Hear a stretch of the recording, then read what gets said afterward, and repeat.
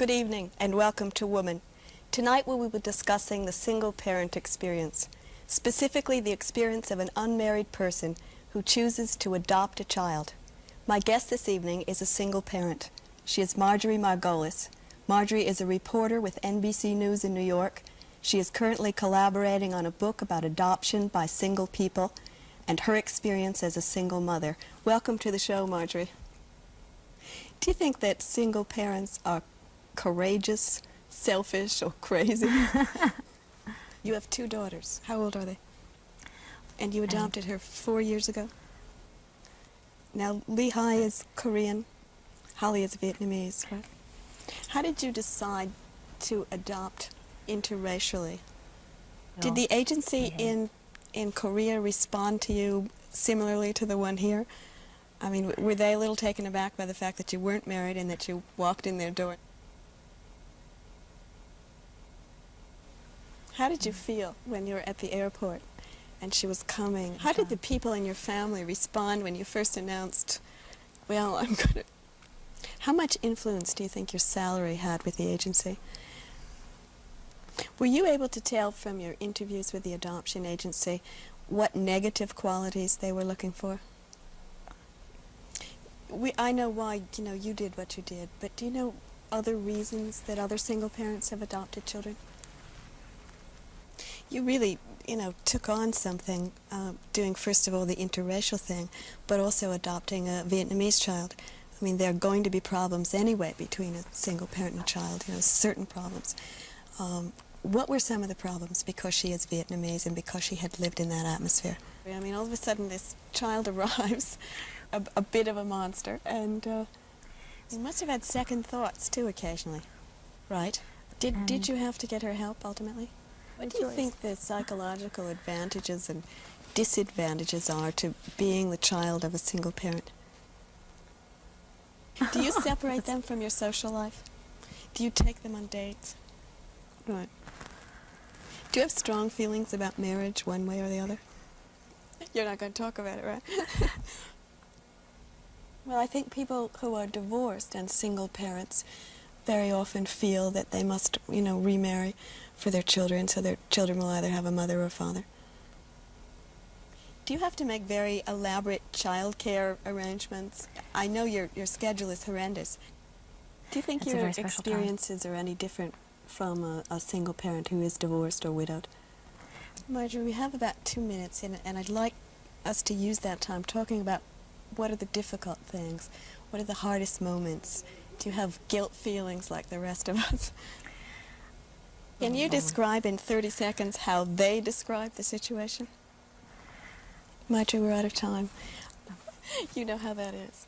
I thank you for sharing the experience. Thank you for watching. Good night. Good evening, and welcome to Woman. In 1970, according to the Department of Commerce, American women spent $14 billion on cosmetics and other beauty aids. My guest, Deborah Chase, is here to discuss some of the facts about cosmetics. In 1963, Deborah was chosen as one of 7 top young scientists in the country by the Westinghouse Science Talent Search. She has done research in aging at New York University Medical Center and on viruses under grants from the National Institute of Health. She was trained in biology at New York University, and Deborah is the author of the medically based No-Nonsense Beauty book. Deborah, welcome to the show. Deborah, do you know about how many American women use cosmetics? Do you have any of those figures? Who controls the cosmetic industry? Well, what about the new labeling laws? I mean, aren't they supposed to help cover up a lot of the past evils? What do you think would be a good definition of cosmetic injury? What about the vaginal sprays? For a long time there were some things being said about the vaginal sprays. What recourse does a person have who thinks they have a cosmetic injury? Is there a system in existence where doctors can complain? Well, there are some cosmetics that are labeled hypoallergenic. Does that mean necessarily that those are safe? Is there a way to tell? I mean, what protection do we have? What general category of cosmetic products would have peppermint-smelling things? There's a controversy right now about hair dyes. What do you know about that? Deborah, in the book you say that the wrong people are often asked for cosmetic advice. What did you mean by that? In the book you also say that some of the least expensive products are equally effective. Where does the dollar, do you have a breakdown on where the cosmetic dollar goes? Well, if they're not doing that kind of research, then what kind of research are they doing? Are the products that are introduced every year as new products really new products? How much help do you think the cosmetic companies get from women? I mean, we're buying all of these products, right? What do we really need? You said in the book also that the formulas for these products have been around for a very long time. Is there scientific evidence available that cosmetic companies are just not using? How do you know what to buy in a suntan lotion? What are the ingredients you should look for? Deborah, do hormone creams work? There's some other assumptions in the book that you kind of shoot down that we've all had for a very long time, and one is we all feel that facial massage is helpful to our faces, right? And you say no. What about the fads like the herbal creams and things like that? Things with pineapple in them. Pineapple is supposed to have some sort of soothing ingredient or something. My favorite one on your list was parsley. What about parsley? In the book you also talk about what to watch out for instance, when you're having your hair colored. Lots of women have their hair straightened. What are some warnings about that? How do you feel about the reaction of some women these days who are very anti-makeup and who feel that women should not be wearing makeup at all? We have about 1 minute. Deborah, what are the questions that women ask you most? Is there a quick home remedy for dry skin? Deborah, we're out of time. I thank you for being here. It's been most informative. Deborah's book, The Medically Based, No-Nonsense Beauty Book. Thank you again, Deborah. Thank you for watching, and good night. Welcome to Woman. Our topic this evening is men's liberation. Our guest is Warren Farrell, and Warren has written a book called Beyond Masculinity, published by Random House. Warren, the first time I saw you, you were walking on a picket line on Fifth Avenue, carrying a sign saying, "I will not be a success object." Now, I know what a sex object is, but what's a success object? Let's clarify that. You make it sound easy. I can't imagine the decision to give up your job and go where your wife had to go, was a simple process. I mean, did you talk about this? I mean, did you talk about being introduced as the husband of kind of thing with her? You do a lot of that, don't you? You travel around the country and start men's consciousness raising groups. Do you want to talk about that? What happens in your consciousness raising group? Is that where you discussed being the husband of? It's not like other kinds of group therapy at all, is it? Do you think that's true of most men, that they need the title, they need the masculine image? So a thing that people who are concerned with men's liberation are saying is that we must redefine our masculinity, or what we see as our masculinity. Why don't you give us your private definition of what men's liberation means, and go into the masculinity thing a little bit. Do you think that the men's liberation movement would be in existence at this point if it weren't for the feminist movement? You don't? I think that's interesting. Do you feel that they're in any way in competition? I mean, do you find that couples are successfully going through consciousness raising together, or do you think it has to be a separate thing? Do you think that it's possible for married couples to go through consciousness raising together in the same group, or do you think it's something that has to happen separately? Are men threatened by their wives becoming feminists or becoming liberated, or whatever term you'd like to use? Or do they then come to you and say, "What do I do now? She's joined the feminist movement. How do I respond?" What's an unliberated woman? Give us a definition so we can. So you think men are much more threatened by that kind of woman than a woman who's liberated? Do other men put you down because of what you're doing? You think they question your masculinity? Their definition of masculinity. What brought you to the picket line? I mean, you didn't just appear there. Is it a long process? Is it something, that you felt as a young man, or was it your wife's liberation that really started you? Interesting. Did you then relate to her what you were experiencing and what you were learning? You feel that the success thing is the most important thing. Do you? It's been very enjoyable. Thank you, and good night for Woman. See you next week. Good evening, and welcome to Woman. Our topic tonight is depression. Depression has been called the epidemic of the 70s. It is a major public health problem in the United States. My guest this evening is Myrna Weissman, co-author of The Depressed Woman, A Study in Social Relationships. Dr. Weissman is an associate professor in psychiatry at Yale University and the Connecticut Mental Health Center. She has published extensively in scholarly journals and has contributed articles to several books. Welcome to the show, Myrna. Myrna, I have a friend who says that all women are depressed. Is there widespread evidence that depression is on the increase in the general population? Has there been an increase among women? How does it fit in? How does depression fit in with our national health priorities? I mean, where is it? Your book is a study. Why did you do the study, and exactly what did you set out to do? Give an example. One of the unusual things, or a little unusual, about your study is that you did use a control group.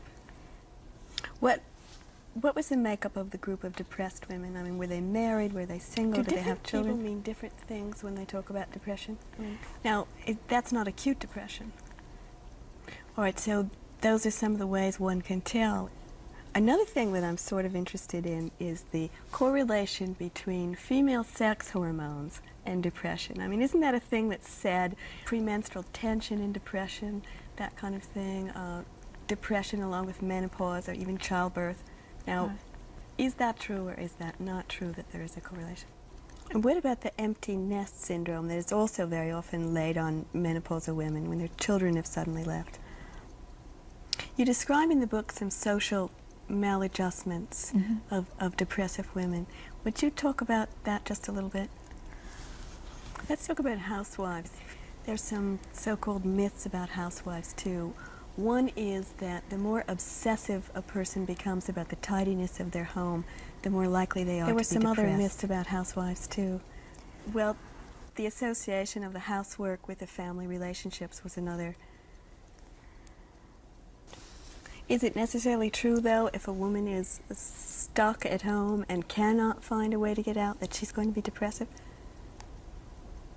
How does that double burden affect them? What about the nature of the impairments on marital and sexual relationships? What is that like? Did the women who were in the study, did they have poor marriages before the diagnosis? I mean, before any illness? Were there problems communicating also? How do you think this social role conditions a woman toward this? Do you think it plays an enormous part or no part? Or did you find a lot of role rejection?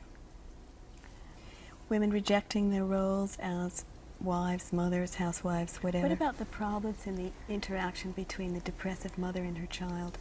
How do they manifest themselves? What effect does this have on the children? What about the effects of the children on the mother? Can you describe maybe just a little bit, give an example? Is there an age pattern? Did you recognize that? I mean, are women at certain ages more susceptible than others? Do you think it's, a product of social functioning or genetic or, do you have those kind of answers at this point? What about treatment, Myrna? I mean, you recommend psychiatric intervention, unquestionably, right? Yeah. Well, how do you justify that in terms of some of the criticisms that are being leveled at the psychiatric profession at this point as not really serving women as well as they should be? So you're generally optimistic about the prognosis for depressive then? Do you think there are further areas of research that are essential that should be gotten into? We have just a very short amount of time. Is there something important we should be doing that we're not? Thank you for watching, and good night. Good evening. Welcome to Woman. Our topic for this evening is the Equal Rights Amendment. This very controversial issue has been raging for some time now, and we're going to try to clear it up a little bit for you. My guests for tonight are Ann Scott.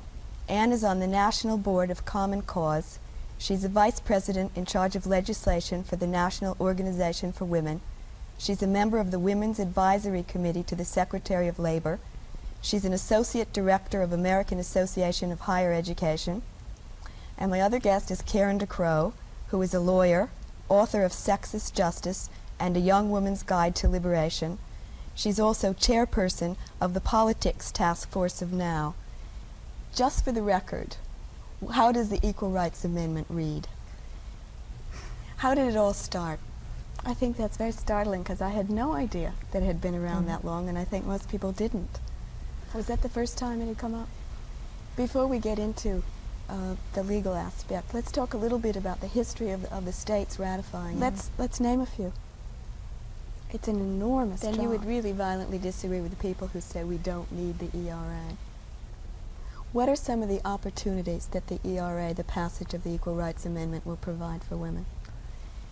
How does Social Security discriminate against women? Aside from Social Security and the economic situation, what are some of the other? And you feel that the Equal Rights Amendment will pass? Do you have a date? Right. There are two things that I want to ask before we run out of time. There are two arguments against the Equal Rights Amendment that you hear an awful lot. One is that, you know, it will be terrible because women will be drafted. The other is that child support and alimony will disappear. What about the draft? Well, what will the Equal Rights Amendment change for us? I mean, what are the biggest changes that you see and the most important? Well, any that you haven't listed already? We've run out of time. I thank you both very much. It's been very interesting and very informative. Thank you for watching. Good night, and we hope to see you next week. Good evening. I'm Sandra Elkin. I'm the producer of Woman. Samantha Dean is ill this evening, and I'll be filling in. Our subject tonight is alcoholism. My guests are Michael Merrick, who is the Educational Director of the Buffalo Area Council on Alcoholism. My other two guests are Jane and Agnes, who will be telling us of their personal experiences with alcoholism. They wish to remain anonymous, so you won't be able to see their faces. Welcome. How many women out of the 9 million alcoholics in the United States are women? Is that on the uprise, or are more people using alcohol than drugs, or more drugs now than alcohol? There seemed to be a big trend toward drug users. Agnes, can you give us a description of an alcoholic? What does it feel like, Jane? You know, what did you feel as an alcoholic? Would you tell that story that you told us? Were you married at the time? You were really afraid of discovery, Jane, how do you think your kids were affected by all this? Two children at the time, Three. Right? 3. I mean, the one thing after you realized you had a problem, what helped you most? Or what if you realize you have a problem, or you know someone who has a problem? You know, what can you do for them? I'd like to ask you one, quick question. Are there differences between the male and female alcoholic? Are the facilities equal? Is the rehabilitation program equal?